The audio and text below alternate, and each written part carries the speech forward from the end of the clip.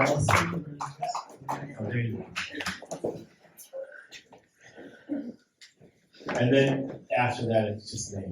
And I'm going to tell you moment by moment of my entire relationship with Jim. I swear on that. That's why we're. No. Hi, my name is Allison.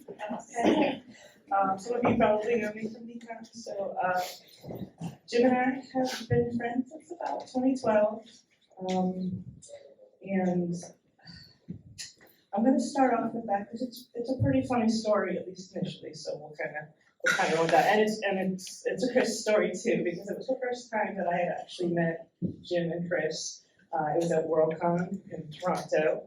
And previous to that, I had only been to romance cons, which if you've ever been to Romantic Times Con, which you wouldn't anymore because they're defunct, but RWA, they were very, very different than Worldcon. There's a lot of costume balls and half-naked men running around, and I meant that is lovely, and maybe Worldcon would be improved by that. I don't know. Maybe it wouldn't. At any rate, it was my first Worldcon, and I was there. It was sort of my introduction into that particular world as a new author. And I was with my friend Linda, and we were making the rounds up in one of the publisher parties up in the big suites, and that's where everybody goes, and they get drunk and they talk about things they probably shouldn't talk about. And she nudges me because we see Mr. Golden and James Moore there, and she's like, "Hey, do you know who those two guys are?" No, I don't know who they are.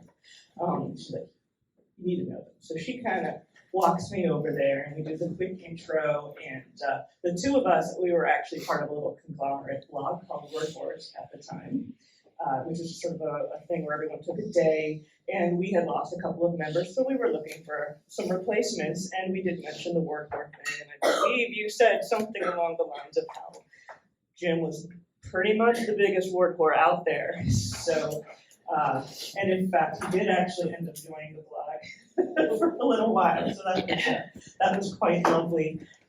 And Jim, of course, I have to look at it, otherwise I'm going to forget, had always apparently had this thing where people would talk about writing, where he would say, "I will gleefully write Dr. Doom versus Barbie.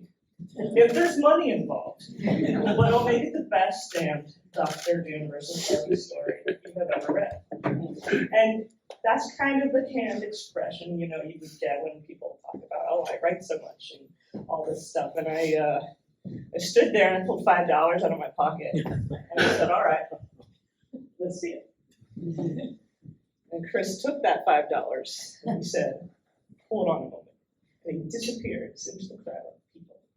And 15 minutes later, he comes back with about $55 in American dollar bills, and because it was Toronto, we had Canadian money and a free coupon for popcorn. And basically, he just goes around, people are just throwing stuff out there. And we lay it down, and he says, "All right, Jim, you've got 40 minutes to go write a 2-page story." Okay. And Jim disappears, and after about 45 minutes, he comes back down with a laptop.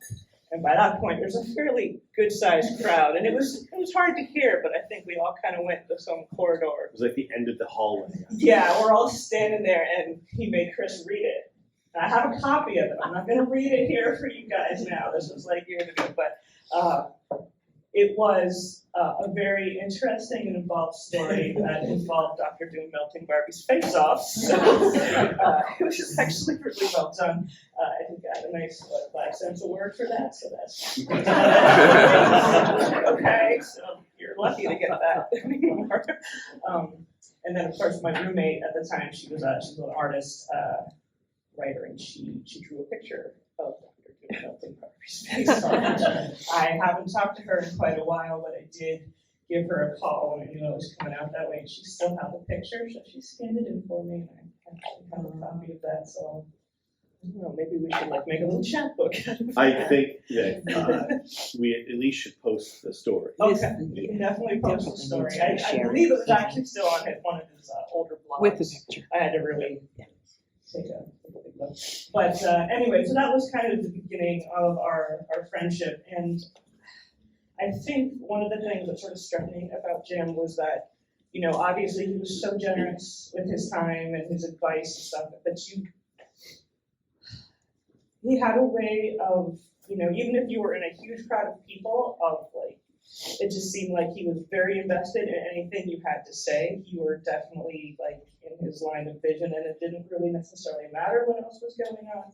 You know, the focus was solely on you, and that could be anything from writing advice to health advice to, you know, just, you know, being shit. So, depending on what was going on. So over the years, you know, we talked a lot via mostly Messenger. We were like Messenger friends more than anything else.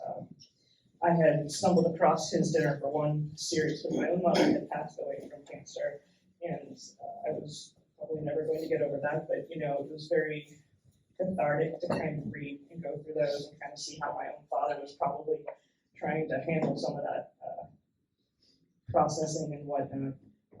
But, you know, about every year, every other year, we would meet up at a con, and then you kind of learn that it's not really necessarily about who you're hobnobbing with, you know, in the big parties, but it's like, you know, who you're drinking with later, or who you're playing Cards Against Humanity with later, or who's dragging you through New York Comic Con trying to introduce you to like everybody they know, even though it turns out your foot's broken and you didn't know it, and he felt very bad about that. I had a busted foot that year, but you know,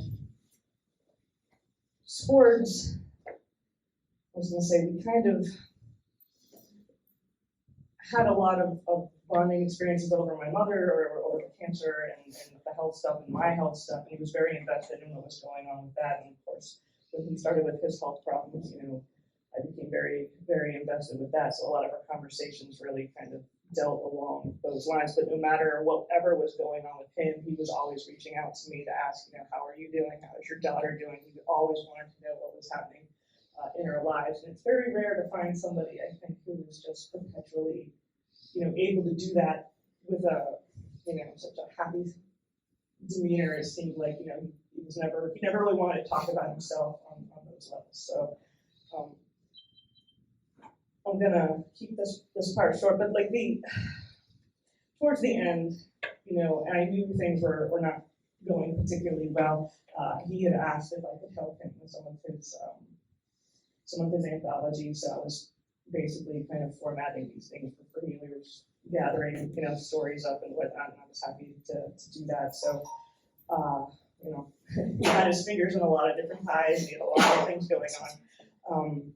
But, you know, I knew that things were not going particularly well because, you know, he was taking longer and longer to respond, and you kind of run this sort of, you know, I want to be caring and I want to hit you up and I want to make sure you understand that, but I also don't want to be too intrusive with what was going on. And so at the very last weeks, I knew he was in the hospital. He still reached out to me and asked how my cat was doing. Come on. Dude, don't. Why are you asking me this? You know, but